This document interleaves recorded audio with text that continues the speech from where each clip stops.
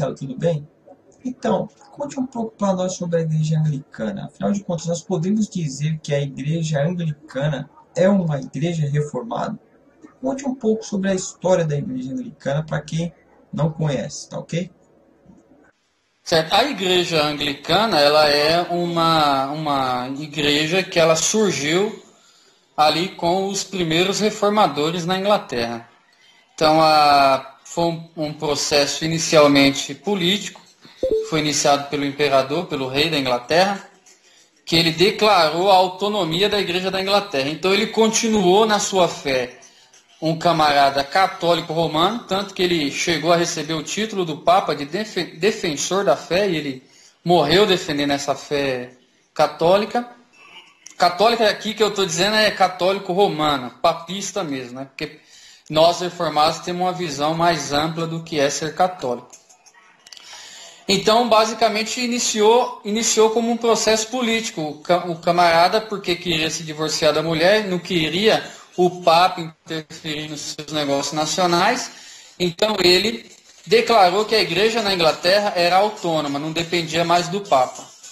Então, isso favoreceu muito a reforma teológica da igreja. Por quê? Os reformadores que já existiam dentro da igreja, já existia um movimento dentro da igreja da Inglaterra que queria uma reforma teológica.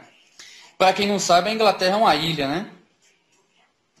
Mas já havia a reforma protestante no continente. E homens como Thomas Cranmer, por exemplo, que era arcebispo, ele já tinha essa visão reformista de reformar a fé. Então os reformadores foram muito espertos na Inglaterra. Eles viram o momento político que o rei fragilizou a influência do Papa, então eles aproveitaram essa deixa para inserir dentro da igreja da Inglaterra a chama da reforma. Então muita gente hoje não entende isso na igreja da Inglaterra, porque elas acham que foi simplesmente a igreja da Inglaterra, o anglicanismo, é uma igreja que não é nem católico-romana e não é nem uma igreja protestante, mas isso poderia se dizer no início, quando o rei declarou a autonomia da igreja da Inglaterra. Mas na sequência, os reformadores se aproveitaram daquele momento histórico para trazer de fato a reforma na igreja. E a igreja da Inglaterra se tornou uma igreja de fato efetivamente reformada. Basta a gente pegar a declaração de fé da igreja da Inglaterra, que são os 39 artigos da religião, e você pegar o nosso livro de oração comum, de 1662, você vai ver que é uma fé reformada, praticamente evangélica. Você pega os 39 artigos da religião, nós negamos a infalibilidade papal, nós negamos a veneração aos santos, negamos vários dogmas romanistas, como intercessão dos santos, o purgatório, ou seja, tudo aquilo que caracteriza as heresias romanistas, a gente jogou na lata do lixo e colocou no lugar a espiritualidade reformada. A grande diferença é que nós não negamos a história precedente do cristianismo. Nós não temos a pretensão de reinventar o cristianismo, certo? Então a gente valoriza a tradição da igreja, nós valorizamos os elementos litúrgicos que a igreja cultiva há quase 2000 anos. Mas algumas pessoas não se confundem com a Igreja Anglicana em relação à Igreja Católica. Por exemplo, a Igreja Católica tem a tradição, e a tradição da Igreja Católica parece ser diferente da tradição da Igreja Anglicana, né? Então, conta aí pra gente como funciona essa diferença de uma tradição para com a outra. Pode, mas a questão é o seguinte, esse é o grande problema. As pessoas veem as declarações que a Igreja Apostólica Romana faz e elas acreditam que aquilo ali é a versão verdadeira. Então, por exemplo, a Igreja Católica Romana ensina no seu catecismo que a Igreja Romana, transferiu a adoração do sábado para o domingo. Aí você pega os adventistas do sétimo dia e falam, tá vendo vocês, anglicanos, batistas, presbiterianos, pentecostais, etc, etc, etc, vocês estão adorando a Deus num dia que foi estabelecido pela Igreja Católica Apostólica Romana. Isso não é verdade. É a história que Roma conta, mas não é verdade. Os cristãos adoram no domingo desde os primeiros séculos. Só que a Igreja Romana vai pegar a história de toda a Igreja e dizer que a história da Igreja inteira, em todos os tempos, pertence a ela. e as pessoas acreditam. Agora, de fato, existe uma tradição da igreja. Existem os credos, que existem ainda desde a igreja indivisa, ou seja, antes de haver a primeira divisão da igreja lá no Oriente, com os bizantinos, certo? Que deu origem à igreja oriental, você houve credos ali históricos da igreja em que nós aceitamos esses credos. Então nós lemos os pais da igreja, nós lemos Santo Agostinho, eu pessoalmente aprecio muito a filosofia de São Tomás, por exemplo, mas é claro, como nós somos reformados, nós valorizamos essa tradição, valorizamos todo esse legado histórico da igreja e ao mesmo tempo retemos o que é bom e tiramos aquilo que na nossa perspectiva, que é a perspectiva reformada, de uma espiritualidade reformada, não condiz com o que a gente acredita. Mas isso é bem diferente de simplesmente pegar a história da igreja inteira e jogar no lixo, como muitos movimentos restauracionistas fazem hoje. E não só seitas, né? Muitos grupos pentecostais, alguns grupos batistas fazem a mesma coisa. Para eles, o cristianismo nasceu com o fundador da tradição deles.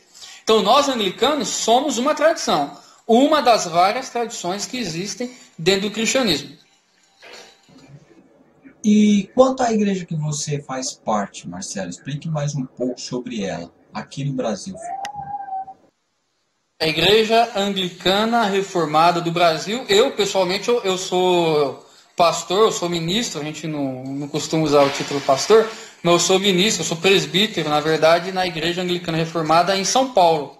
E no Brasil, o nome é Igreja Anglicana Reformada do Brasil. E ela pertence à Igreja Anglicana da Inglaterra, no caso? Existe a questão que é o seguinte, a Igreja da Inglaterra é uma igreja oficial, uma igreja estatal, e ali nasceu o anglicanismo. As igrejas nos outros países, elas são independentes, elas funcionam mais ou menos no modelo da Igreja Oriental, da Igreja Católica Ortodoxa. Você tem a figura de um líder mundial, que é um representante, no caso, para os anglicanos, é o arcebispo de Cantuária, mas ele não manda nas igrejas nacionais. Né? Ele não é um papa, ele é só uma figura representativa, é um símbolo de unidade. Agora, nós aqui no Brasil, a Igreja Anglicana Reformada do Brasil, não faz parte da comunhão anglicana. Nós somos uma igreja anglicana independente, assim como na Inglaterra existe a Free Church of England, a Igreja Livre da Inglaterra, que nós temos comunhão com essa igreja. Tá certo? E quanto ao fato de algumas igrejas anglicanas aderirem à ala da teologia tida como teologia liberal, o que você tem a dizer sobre isso? Isso. A igreja que no Brasil é ligada diretamente à comunhão anglicana, ao arcebispo de Cantuária, é a IAAB, que é a Igreja Episcopal Anglicana do Brasil. Essa igreja, na nossa concepção, não é possível viver realmente o anglicanismo lá. Por quê? Porque o anglicanismo é uma fé cristã, ortodoxa e reformada. E a IAAB, ela prega um cristianismo completamente liberal, nos costumes, na moralidade e até na fé. Né? Se você entrar no site deles, você vai ver pelo discurso das pessoas lá que Jesus Cristo é um caminho de salvação, mas não o caminho de salvação. Isso não é a fé anglicana. Mesmo dentro da comunhão anglicana, a maioria dos cristãos que formam a comunhão anglicana não aceitam esse liberalismo que existe no Brasil, existe nos Estados Unidos e existe até na Inglaterra. E uma prova disso é o GAFCON. Não sei se você acompanhou as notícias. A nossa igreja, apesar de ser uma igreja independente, teve o prazer, através do nosso bispo diocesano, que é o bispo Giuseppe Rosselló, acredito que você conheça pela internet, nós tivemos o prazer, porque o nosso bispo é delegado do NAMES no Brasil, que é uma agência missionária anglicana, e como ele é delegado do NAMES, ele foi convidado a participar do GAFCON. E o GAFCON traz muita esperança para o anglicanismo a nível mundial. Por quê? Porque ele está repensando o papel do anglicanismo no mundo, seu lugar no mundo, e rejeitando o liberalismo que está na igreja anglicana, e rejeitando também a forte onda anglo-católica que tem invadido muitas comunidades anglicanas também. Que as pessoas confundem anglo-catolicismo com igreja alta, e aí no Brasil, por exemplo, você tem algumas igrejas liberais que você chega lá e você pensa que é uma igreja católica romana, porque o pastor é chamado de padre, ele venera os santos, ele ora pelos mortos, então ele chama o culto de missa, e nada disso faz parte do anglicanismo. Não desse anglicanismo que nós queremos viver, que é baseado nos 39 artigos da religião, e a nossa fé está contida na liturgia do Locke, né, que é o livro de oração comum de 1662. E o que você diz sobre a aderência de alguns grupos do anglicanismo ao dito ecumenismo irrestrito? Qual a sua opinião sobre isso? Sim, na verdade eu diria que é um macroecumenismo, é um ecumenismo não só entre igrejas cristãs, mas um ecumenismo entre religiões diferentes.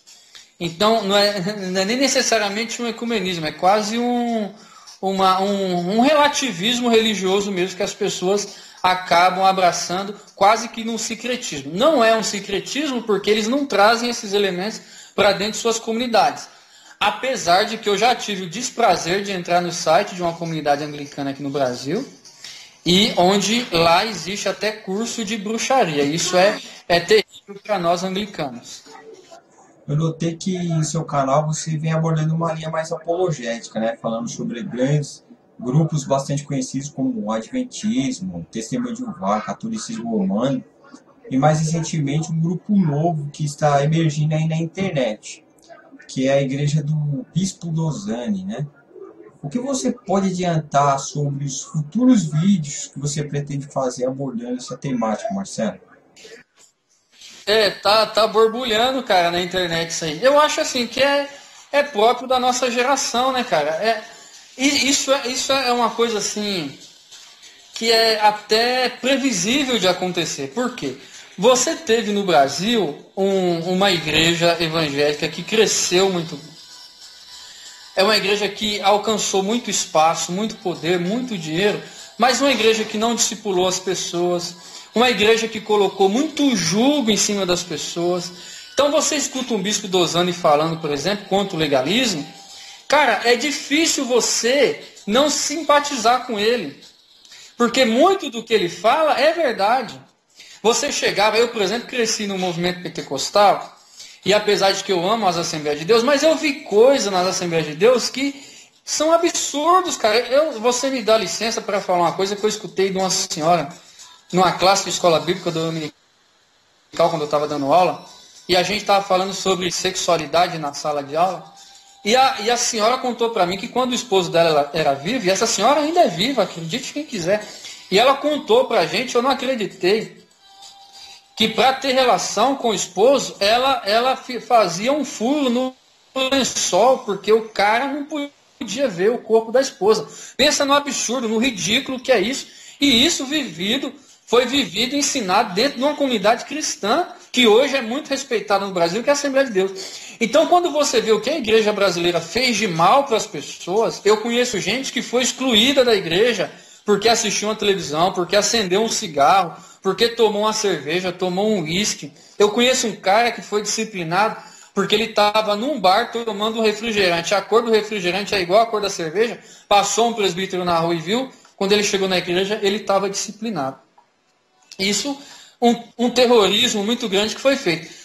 As pessoas vão se informando. Hoje a comunicação está muito facilitada, então a internet facilita a troca de ideias, a troca de informações. Então as pessoas se revoltam.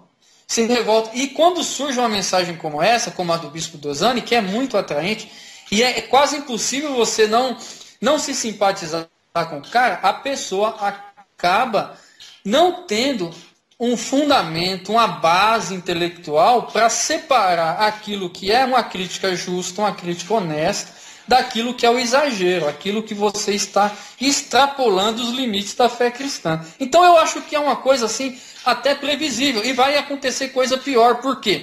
Porque certos grupos como Edir Macedo, Malafaia, esse pessoal tem crescido muito, eles têm influenciado muita gente, eles têm invadido a vida de muita gente, e um dia o sistema vai quebrar. E quando esse sistema quebrar, alguma coisa vai tomar o lugar disso. E, infelizmente, muitos grupos reformados, eles são sérios, eles têm uma mensagem legal, Mas ao mesmo tempo eles são intimidadores demais. Então eles são muito eles intimidam muito as pessoas. E o cristianismo ortodoxo não tem conseguido aproveitar a lacuna que está sendo deixada. Então esses grupos vão tomando conta, vão tomando lugar. E aí é normal, isso infelizmente vai acontecer.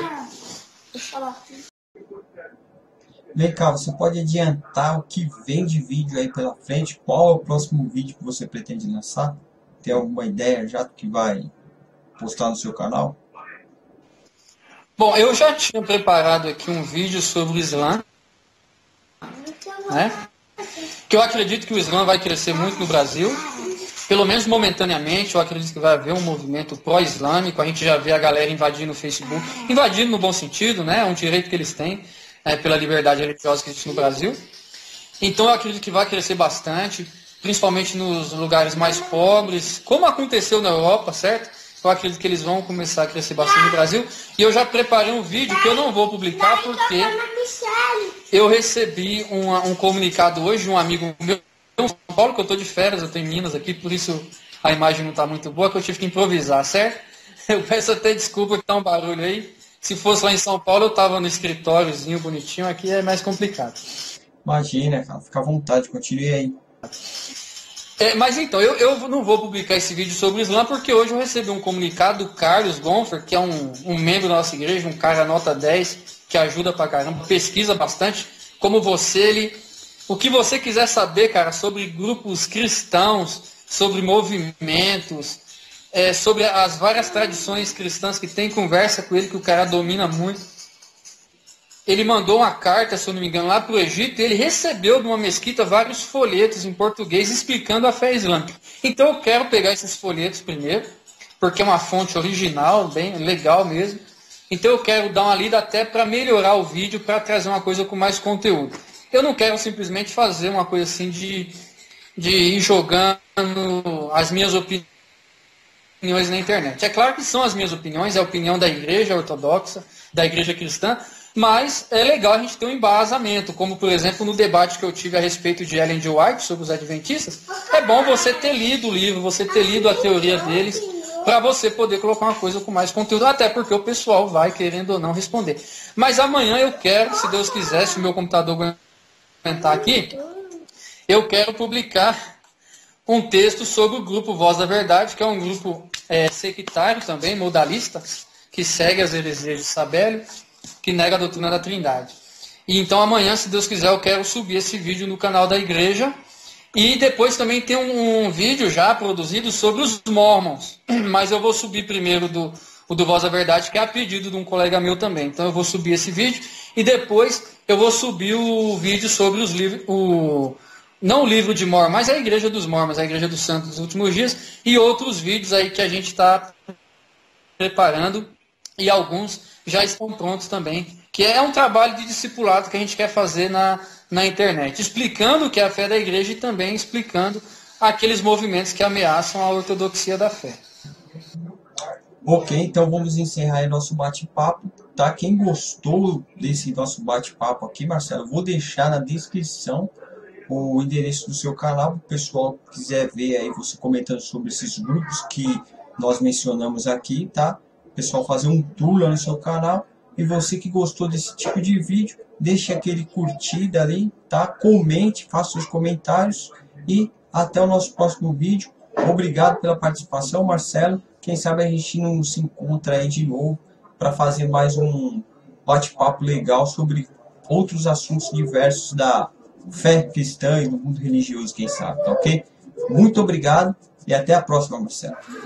Legal, eu que agradeço a oportunidade, porque seu canal aí tem já bastante audiência. O nosso está começando ainda, é um projeto novo, apesar que você sabe, a gente já tem um projeto que chama Papos Teológicos, que tem bastante vídeo, só que eu gravo com outro rapaz, eu não gravo sozinho para colocar lá. Esse canal novo é um canal exclusivo da igreja.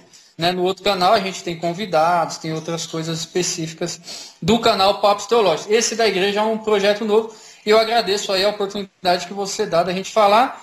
Cara, é só marcar que a gente fala. Você sabe que eu tenho um problema com o computador, tenho um problema com o horário. Você viu aqui a criançada gritando na minha cabeça aqui. Mas sempre que a gente puder, é só chamar que a gente grava, cara. Então é isso, pessoal. Tchau, tchau. Até o nosso próximo vídeo. Não esqueça de deixar aquele like aí, tá bom? Fui!